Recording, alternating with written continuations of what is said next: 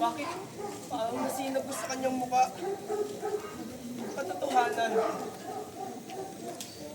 Ang kasagutan sa mga tanong. Mga kwentong kababalaghan na likha niya. Si Claudia.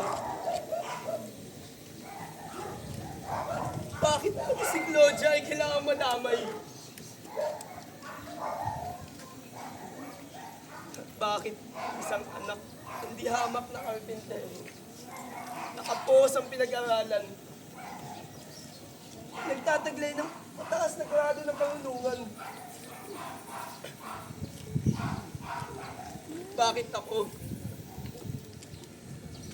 Bakit ako?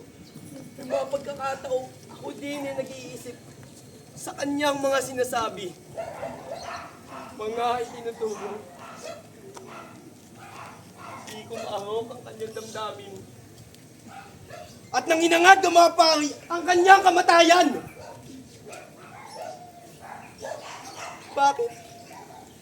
Bigat sa loob ko na ito ay igawad. Bakit kailangan ko pa maghugas ng aking mga kamay? Pag ipunawa sa kanilang lahat. Hindi doon. Na wala akong magawa. Doon yung tatapon. Hindi pa taon siya ng ganoon. Ang Nazareno, hindi dapat patawan ng kamatayan. Subalit, napakalakas ng impluensya ng mga pari sa Roma. Kung hindi ito'y bibigay ang kanilang hinahangad, maaari nila akong sirahan kay Caesar. Hahanap-hanapin ko ang rangya at dangal. Ang gobernador ng Judea.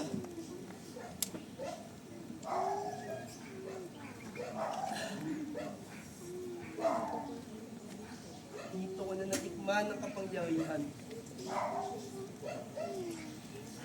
Subalit, bakit ganito ang nangyayari?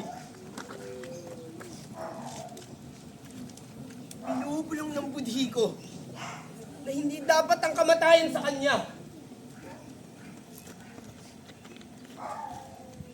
Pangyarihan, rangya at dangal.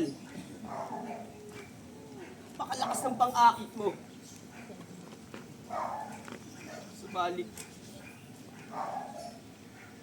bakit ganitong nadadama ko?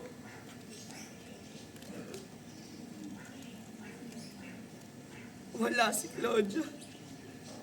Wala si Claudia sa buhay ko. Dahil dito.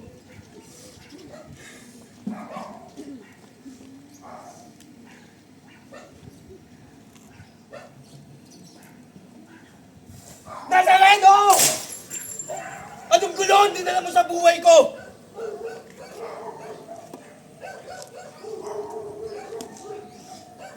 May katotohanan ka man o wala.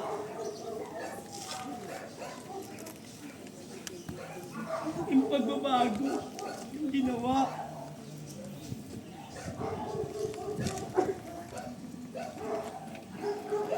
Kapangyarihan. Katahimikan ng budhi. Yun ba ang mahalaga?